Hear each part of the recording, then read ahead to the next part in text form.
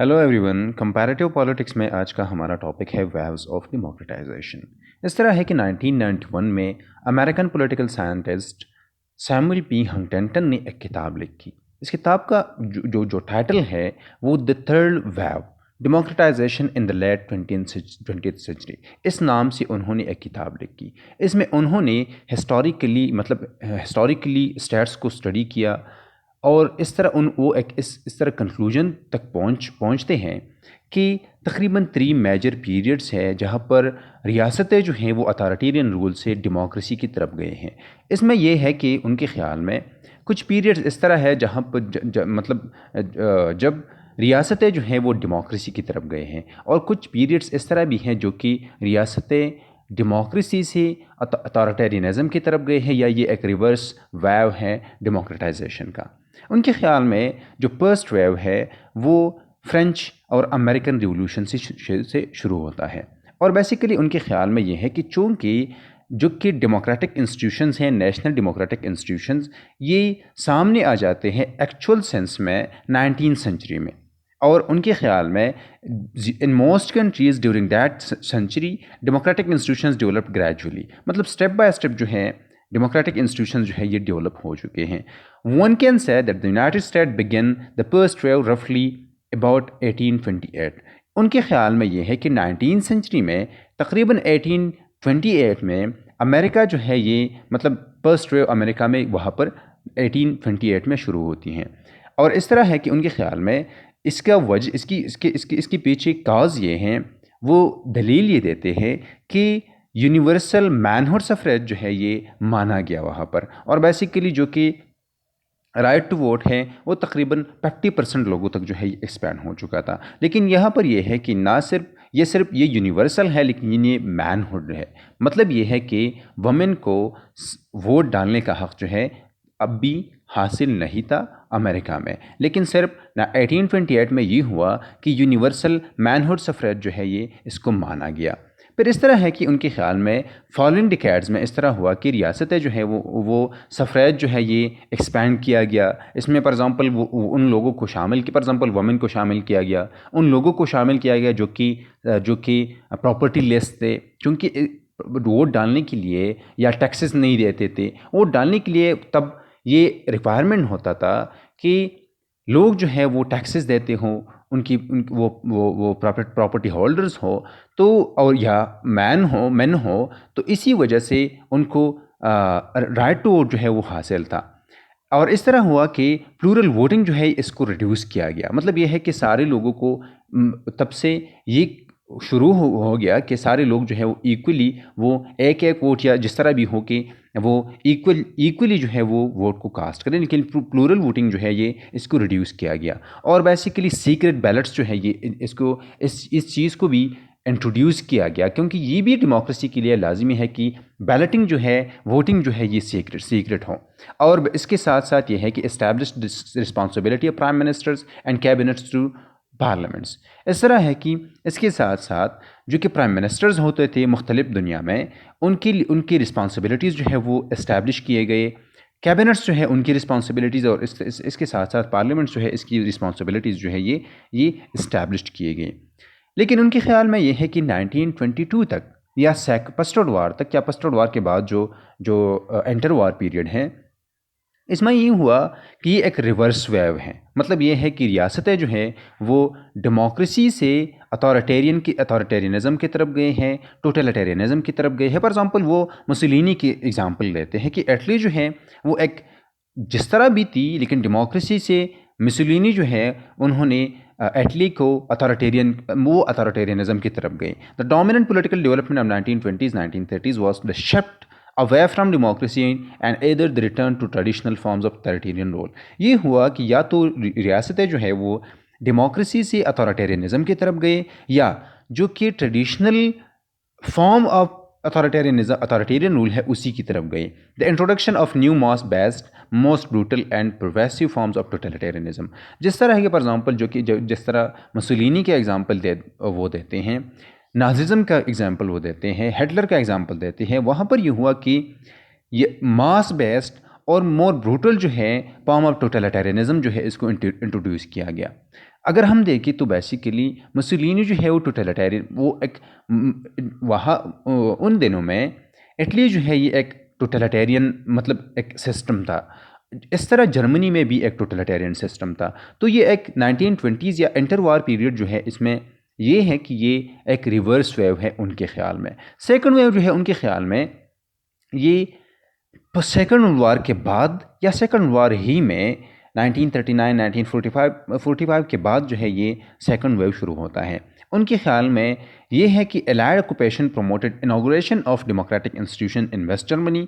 इस तरह हुआ कि बाद में जो कि एलाइड पावर्स थी या फॉर एग्जांपल जो कि वेस्टर्न पावर्स थे, उन्होंने वेस्ट जर्मनी, ज़ाहिरी बात है कि उनकी होल्ड में वेस्ट जर्मनी जो है उनकी कंट्रोल में थी, तो वहाँ पर उन्होंने डेमोक्रेटिक इंस्टीट्यूशंस को इंट्रोड्यूस किया, प्रमोट किया। जर्मनी में, इटली में इस तरह किया, क्योंकि इटली में जो है मुसोलिनी के बाद जो है वो इटली जो है डेमोक्रेसी की तरफ वो गई। ऑस्ट्रिया में, जापान में, कोरिया में, जापान भी ज़ाहिरी बात है कि वहाँ पर वो भी एक चूँकि एलाइड पावर्स के ख़िलाफ़ जो है जापान सेकंड वार में लड़ा था, और बाद में जब हिरोशिमा नागासाकी के बाद जो है उन्होंने सरेंडर किया, तो वो कंट्रोल में आ गए। जापान जो है बाद में कंट्रोल में था वेस्टर्न स्टेट्स की कंट्रोल में था।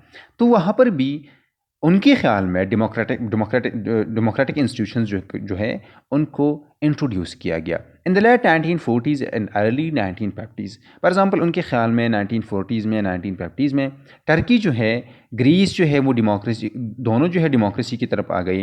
इन Latin America, Uruguay for example, Brazil, Costa Rica और बेसिकली इस तरह के स्टेट्स जो है वो 1940s में वो भी डेमोक्रेसी की तरफ आ गई। The beginning of the end of western colonial rule produced a number of new states. उनके ख्याल में कि डीकोलोनाइजेशन के दौर में फॉर एग्जांपल इंडिया, श्रीलंका और इस तरह की मुख्तलिफ दूसरे स्टेट्स जो है वो भी डेमोक्रेसी की तरफ आ गए, और बेसिकली उन्होंने डेमोक्रेटिक इंस्टीट्यूशंस को अपने ममालिक में इंट्रोड्यूस किया।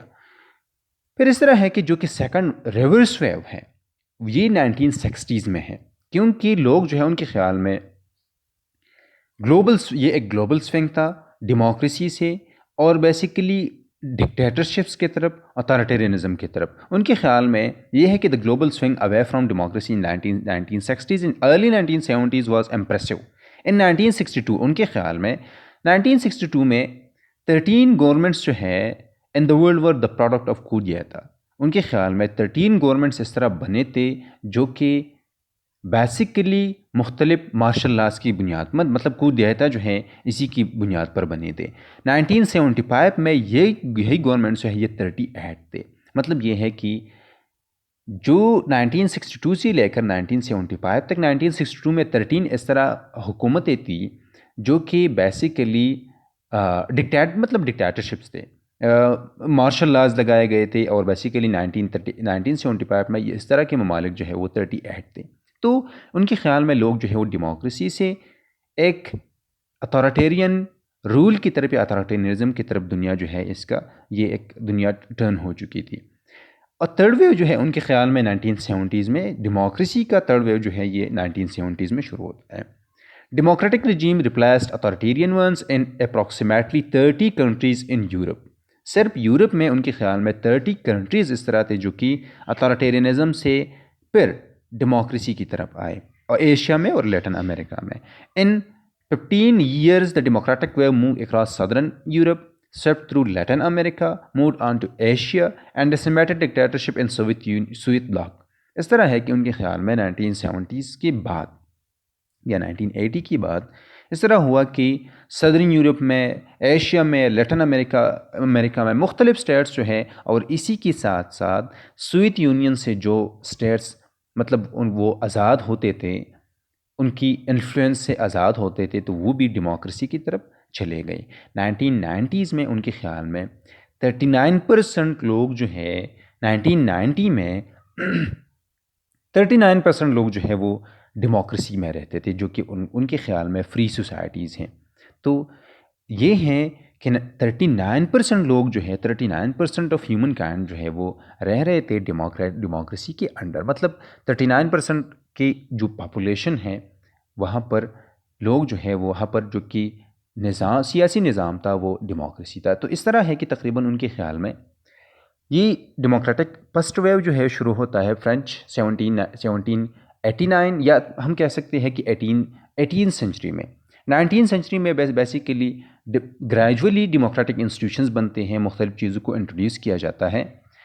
ये चलता है फर्स्ट वेव 1922 तक, और बेसिकली इसमें ये होता है कि तकरीबन 1918 में या 1918 में बेसिकली वमेन जो है उनको भी ये हक़ दिया गया मुख्तलिफ़ ममालिक में, या तकरीबन 1928 में, कि वो वोट डाल सकते हैं। यूनिवर्सल सफ़रेज जो है उनके इसको इंट्रोड्यूस किया गया।